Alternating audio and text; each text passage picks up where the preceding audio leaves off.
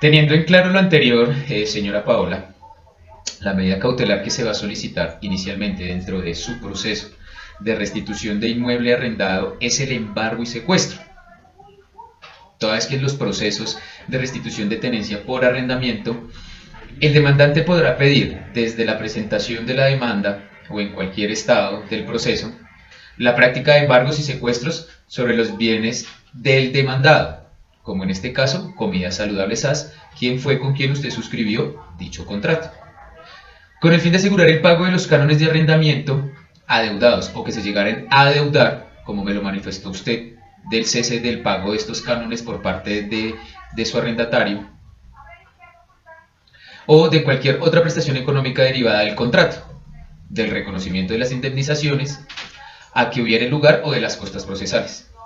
Con esto vamos a obligar al arrendatario o Comidas Saludables SAS a pagar los cánones de arrendamiento o garantizamos el posterior pago del mismo en un eventual proceso ejecutivo. Cabe aclarar que usted deberá prestar caución en la cuantía o en la oportunidad que el juez señale para responder por los perjuicios que se causen con la práctica de dichas medidas cautelares. Además, solicitaremos de ejecución anticipada del fallo como la restitución provisional, que indica que cualquiera que fuere la causal de restitución invocada, podremos solicitar antes de la notificación del auto admisorio al demandado o en cualquier estado del proceso, se practique una diligencia que es llamada inspección judicial y será realizada en el local comercial, con el fin de verificar el estado en que se encuentra. Si durante la práctica de la diligencia se llegara a establecer que el local se encuentra desocupado o abandonado, o en estado de grave deterioro o que pudiera llegar a sufrirlo, el juez, a solicitud de nosotros como parte demandante, podrá ordenar en esta misma diligencia la restitución provisional de su local, el cual le será entregado físicamente, pero debe abstenerse de arrendarlo hasta tanto no se encuentre en firme la sentencia que ordene la restitución del bien o del local comercial ubicado en el centro comercial Gran Estación. Dicho lo anterior, así garantizamos que no se continúe con el deterioro de la estructura del local y del pago posible de la condena en perjuicios o que se llegare a fijar en la sentencia.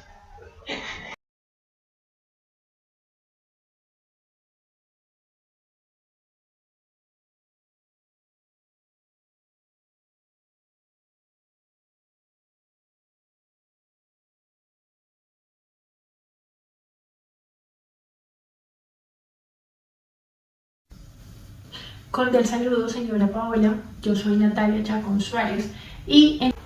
bueno, para esto necesitamos traer a colación dos características o dos de las características fundamentales de las medidas cautelares. La primera, reconocida mundialmente y traída primeramente por la Corte Suprema de Justicia en Colombia, es la instrumentalidad, porque no solamente está garantizando la materialización del fallo que se va a proferir, esto en cumplimiento o de acuerdo con lo establecido en el artículo número 2 del Código General del Proceso respecto a la tutela jurisdiccional efectiva, sino que también es un mecanismo de protección actual del objeto de litigio. La otra característica importante es la de provisionalidad, porque las cautelas no pueden perpetuarse en el tiempo. Ellas deben tener un momento en el que, a petición de parte o de oficio, se deben levantar. Esto en virtud de la seguridad jurídica, de garantizar el principio de igualdad y que no se adopten las medidas o que no se adopten decisiones arbitrarias dentro del proceso. Según la sana lógica, lo máximo que podría estar vigente sería hasta la terminación del proceso, en el marco del periculum in mora. El artículo 590 del Código General del Proceso en sus literales A, B y C establecen la posibilidad de decretar medidas cautelares en los procesos declarativos. Acá necesitamos hacer un paréntesis y decir que los procesos declarativos, por regla general, son aquellos en donde se parte de una incertidumbre del derecho. Venimos precisamente a que ese estado de incertidumbre cese. Esto, razón por la cual pues el legislador ha sido prudente, ha sido prevenido y ha dicho, pues como solo tenemos un fumus boni iuris entonces solo vamos a decretar ciertas medidas cautelares. A partir de la sentencia de primera instancia, como ya tenemos la materialización o ya ha cesado el grado de incertidumbre, aunque este fallo sea apelado, pues se puede decretar otras medidas cautelares. Entonces, entre la demanda y la sentencia de primera instancia existen unas medidas cautelares que son la inscripción de la demanda, el secuestro de bienes sujetos al registro y las cautelas innominadas. Lo que sucede con estas cautelas es, por ejemplo, la inscripción de la demanda, que está consagrada en los artículos 590, 591 y 592 del Código General del Proceso, es una medida cautelar de carácter patrimonial y lo que hace, o su función es más que todo publicitaria. Ella alerta a las personas, pone en alerta a las personas diciéndoles que hay un bien que se encuentra inmiscuido o se encuentra dentro de un proceso declarativo y que el futuro del bien depende de la decisión que se tome por parte del juez. Por esto, esta medida debe levantarse en el momento de terminación del proceso, porque precisamente ya cumplió con su función publicitaria. Cosa diferente es el secuestro. Por ejemplo, esta es una cautela de carácter patrimonial que sí trata la prevención física del bien para garantizar su existencia, su cuidado y que pueda ser entregado a la persona o a quien el juez decida.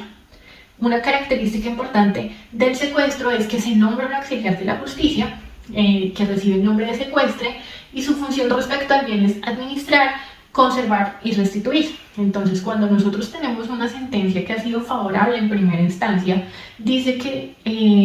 o se dice que hay una certeza del derecho, se ordena el secuestro de los bienes sujetos al registro. Estos bienes en la primera instancia o en la primera parte del proceso tenían su propia medida cautelar, que era la inscripción de la demanda.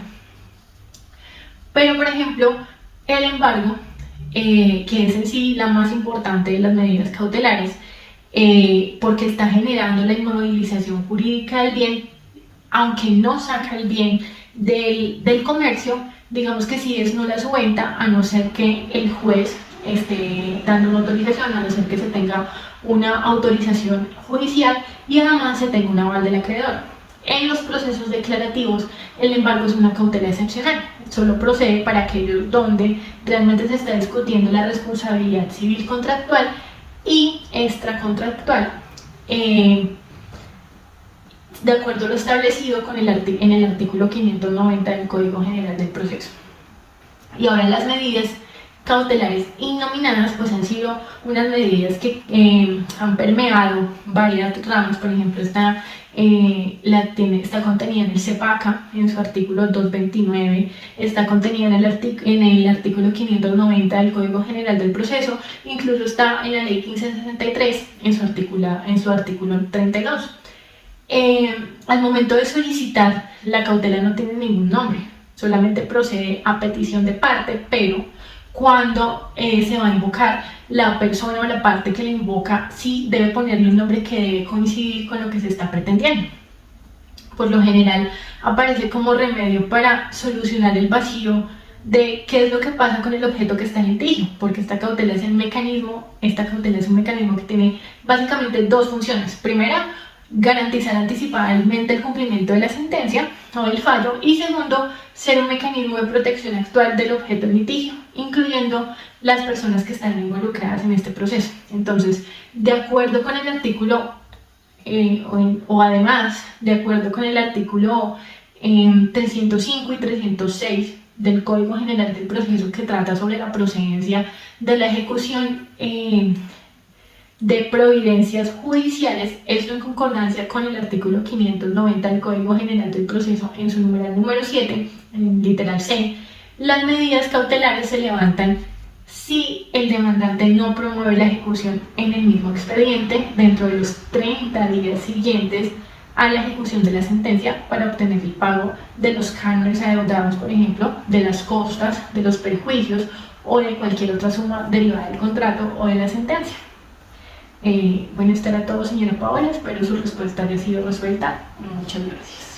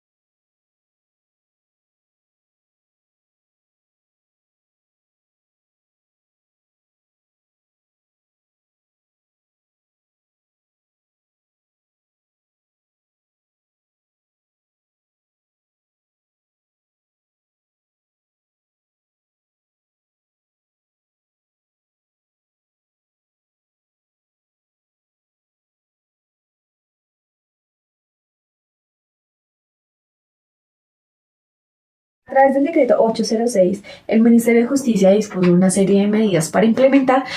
las tecnologías de la información y la comunicación en las actuaciones judiciales.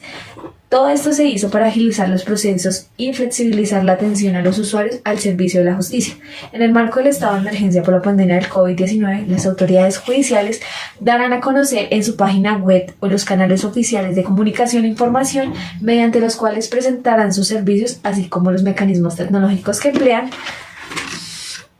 En Bogotá, Distrito Capital, la presentación de la demanda se realizará de manera virtual a través del URL www.procesojudicial.ramajudicial.gov.com/demanda en línea, en la cual el usuario deberá registrar los datos completos de la demanda y deberá cargar los documentos que hagan parte de ella. Todo esto se hace en formato PDF según las condiciones establecidas por el manual de usuarios. Para que la demanda sea admitida, deberá correr traslado de notificación a los demandados para que ellos conozcan el proceso que se va a iniciar en nombre de ellos.